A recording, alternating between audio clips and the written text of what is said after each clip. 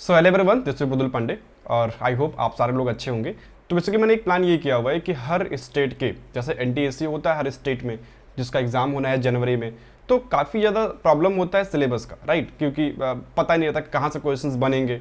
अलग अलग स्टेट के अलग अलग क्वेश्चंस होते हैं, कुछ चैप्टर्स स्पेसिफिक आते हैं उस चैप्टर उस पर्टिकुलर स्टेट में। तो वही मैंने एक चीज़ सोचा कि यार एनालिसिस करते हैं, हर एक पेपर का एनालिसिस करता हूँ और एनालिसिस करके हम हर एक स्टेट के पेपर को उसका सिलेबस निकाल जो भी बन सकता है मेरे से, और उसको मैं यूट्यूब पे लाता हूँ, आपके लिए दिखाता हूँ, आपको बताता हूँ कि ये चीज़ें पढ़ना आपके लिए बहुत ज़रूरी है।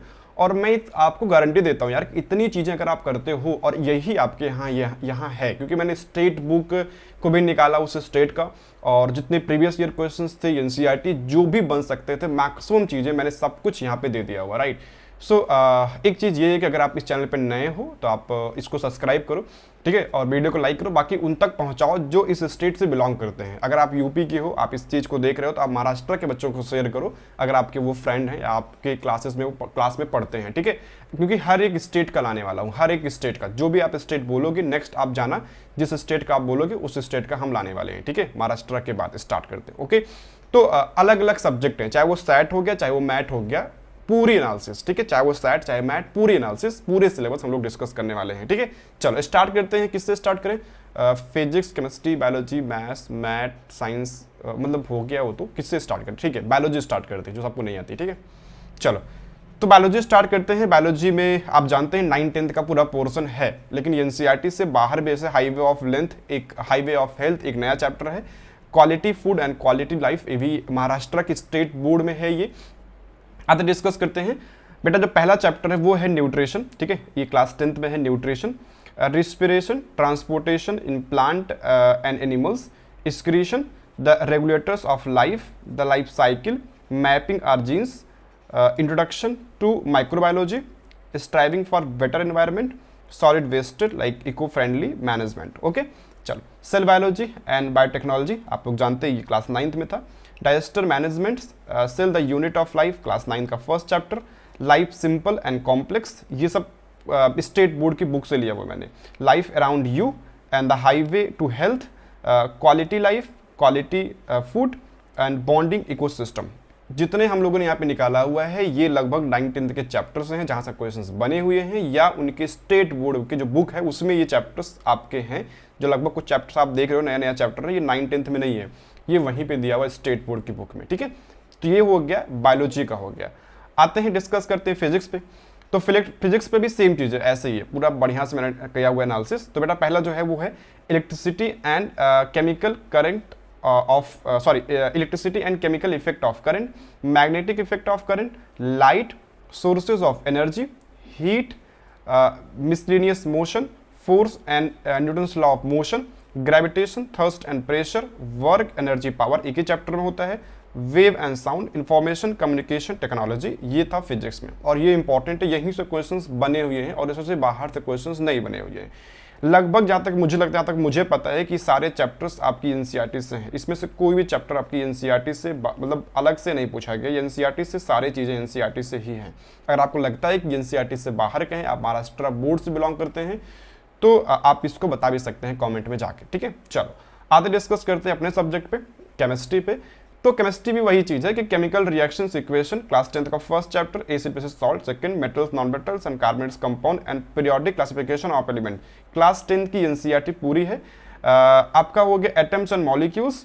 मैटर शायद मैंने यहाँ पे लिखा नहीं है, तो एक चीज़, एक लास्ट चैप्टर लिख लेना, मैटर भी, मैटर से क्वेश्चंस आते रहे हैं, ठीक है?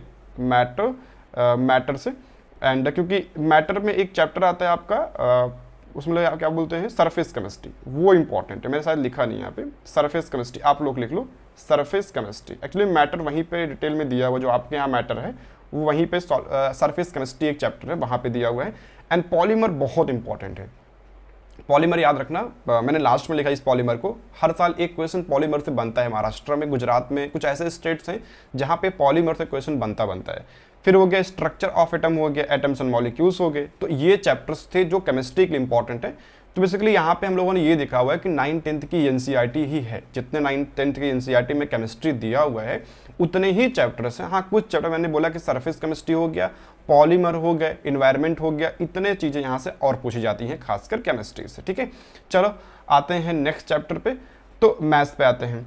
तो मैथ्स में आप लोग जानते हो ये पूरा सिलेबस हो गया, मैथ्स का डिस्कस कर देता हूँ। पहला है सेट्स, ठीक है, linear equation and variables, number system. अब जितने चैप्टर्स हैं ना ये प्रॉपर एनालिसिस है, ऐसा नहीं है कि कहीं से उठा लिया हुआ है। जितने चैप्टर्स मैं यहाँ पे डिस्कस कर रहा हूँ सारे चैप्टर्स इंपॉर्टेंट है, और गारंटी देता हूँ कि अगर आप इतना करते हो, आप पेपर देख लो, एनालिसिस खुद कर लो, फिर इसको देखना। ठीक है, चलो polynomial and rational expression, quadratic equation, arithmetic progression and coordinate geometry, trigonometry and its application, triangle, circle and tangent to the circle, mensuration of plane figure and solid figures, statics, probability, lines and angles, quadrilateral and area of parallelogram and polygon and equation of straight line। ठीक है, इतना हो गया maths में। Maths काफ़ी जो भी आसान था, जिसका आप लोग जानते होंगे आसान एक टफ है, इतने थे मैथ्स में। ठीक है, ये जो आपके हैं ये किस में है, ये मैथ्स में है, तो ये इंपॉर्टेंट है, इसको आप डाउनलोड भी कर लेना, या तो जाना टेलीग्राम पे आप जाके इसको डाउनलोड भी कर सकते हो।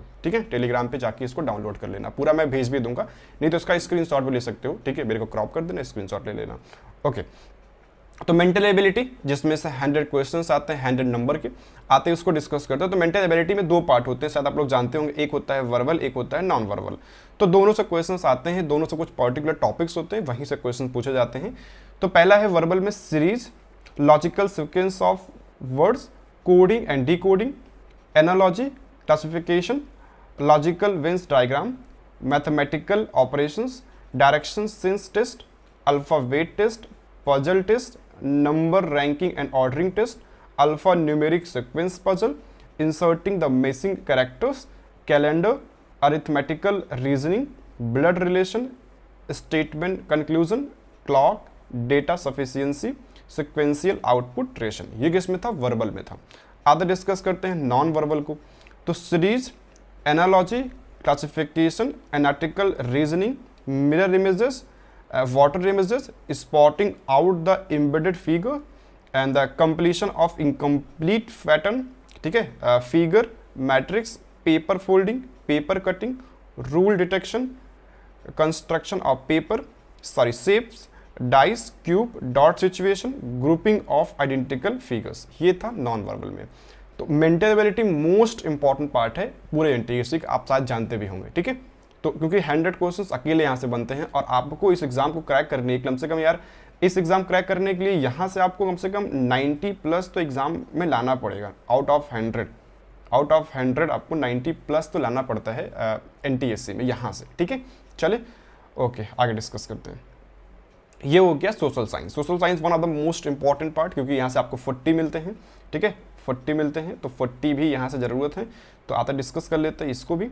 चलो, तो 3 पार्ट में है, बेसिकली 4 पार्ट में किया हुआ है। यहाँ पे हिस्ट्री है, पॉलिटिकल साइंस है, जियोग्राफी है, और ये क्या है आपका सिविक्स हो गया। ये 5 चैप्टर हैं जहाँ से क्वेश्चंस आपके यहाँ आते हैं। ठीक है, चलो डिस्कस करते हैं हिस्ट्री पे। तो हिस्ट्री पे जो क्वेश्चंस, जो टॉपिक आपका इंपॉर्टेंट है, डिस्कस करता हूँ। पहला है historiography, development in the West. Okay, historiography, Indian tradition, applied chemistry. ठीक है, history of Indian art, mass media and history, entertainment and history, sport and history, tourism and history, heritage management, sources of history, challenge of national building 1, India's internal changes and economy development, education, empowerment of women and other weaker sections, science and technology, industry and trade, changing life 1, changing life 2। ये history का syllabus है। आते हैं political science पे। Working of the constitution, the electoral process, political parties, social political movements, challenges faced by Indian democracy. ठीक है, ये हो गया पॉलिटिकल साइंस का। आगे डिस्कस करते हैं जियोग्राफी का। तो location and extent, physiography, drainage, climate, natural vegetation and wildlife, population, human settlement, economy and occupation, tourism, transport and communication, endogenic movement, exogenetic process 1, exogenetic process 2, precipitation chemistry में होता है ये तो, the properties of sea water, international date lines, introduction of economics and trade, urbanisation, transport, communication and tourism. ठीक है, इतने थे आपके जियोग्राफी में। और ये हो गया आपका लास्ट सिविक्स हो गया, जो कि सिविक्स में इतने आते हैं कि पोस्ट वर्ल्ड वॉर इरा इंडियन फॉरेन पॉलिसीज जो हैं उनके बारे में, इंडियाज डिफेंस सिस्टम कैसा है, the United nation and the India's and other countries international problem. तो ये इतने टॉपिक्स हैं जो कि एनटीएससी में आपके यहाँ डायरेक्ट क्वेश्चन बनते हैं। और मेरी बात मानना कि यहाँ इतना ही है, ये हवा में नहीं डिस्कस कर रहा हूँ, ये प्रॉपर 2-3 दिन की पूरी एनालिसिस है। महाराष्ट्र बोर्ड की बुक को महाराष्ट्र वाले जो बच्चे सेलेक्ट हुए हैं उनसे कांटेक्ट करके, और क्योंकि बहुत सारे बच्चे इस बार सेलेक्ट हुए थे मेरे थ्रू, एंड उनकी जो स्टेट बोर्ड की बुक है, एनटीएससी के जो सिलेबस था कुछ दिए हुए थे वो, एंड द स्टेट बोर्ड की बुक आल्सो एनसीईआरटी, उन सबको देख करके मैंने ये डिसीजन लिया हुआ। और जो भी यहाँ पे डिस्कस किया हुआ ये इंपॉर्टेंट है। ठीक है, बाकी इस एग्जाम को क्रैक करने का देखो सबसे अच्छा तरीका यही है यार कि आपका जो एनटीएससी वो 2 पार्ट में होता है। ठीक है, आपका जो एनटीएससी है वो 2 पार्ट में होता है, एक होता है मैट, ठीक है, एक है मैट आपका, एक है आपका सेट। ठीक है, तो मैट में आपके अकेले आते हैं 100 क्वेश्चन। ठीक है, 100 क्वेश्चन आते हैं, तो 100 क्वेश्चन 100 नंबर के, ऐसे ही आपका मैट आता है। तो क्योंकि अगर 100 होता है ना तो 100 पे फोकस ज़्यादा करो। आप दिन भर साइंस में, केमिस्ट्री में, फिजिक्स में, बायोलॉजी में, मैथ्स में लगे रहते हो, उसका वेटेज कम है। जिनका वेटेज कम है उसको कम टाइम दो, जिसका वेटेज ज़्यादा है, लाइक कि मैट का वेटेज बहुत ज़्यादा है, तो अगर मैट का वेटेज ज़्यादा है तो आप मैट पे वर्क करना स्टार्ट करो। क्योंकि देखो सिंपल से, अगर तुम खुद सोचो कि अगर तुमने मैट पे वर्क किया, और मैट में 100 आता है, एंड अगर तुम एसएसटी पे जाओगे, सिर्फ एसएसटी पे, सोशल स्टडी पे, तो कितना आता है, 40 आता है। तो 140 तो आपका यहीं से मिल गया ना, 140 आपको इतने से मिल गया जो कि सिलेबस से आप दिन भर पढ़ते रहते हो। Physics chemistry maths, physics chemistry maths, और फिजिक्स केमिस्ट्री मैथ्स कितना आता है, सिर्फ आपका 40 के आसपास आएगा। ठीक है, तो वो उसका वेटेज कम है, इसका वेटेज ज़्यादा है। तो अगर आप सीरियस एस्पिरेंट हो, आपके लिए एनटीएससी ही सब कुछ है। अगर आप एनटीएससी की तैयारी दिल से करना चाह रहे हो और थोड़े से इधर उधर घूम रहे हो, तो आई थिंक इस पे 140 पे फोकस करो। 140 आपकी बहुत हेल्प करेगा। ठीक है, तो ये महाराष्ट्र का पूरा डिटेल में था, और ये बहुत इंपॉर्टेंट है, हवा में नहीं है। ठीक है, बहुत डिटेल में है, बढ़िया मैंने डिस्कस किया हुआ है।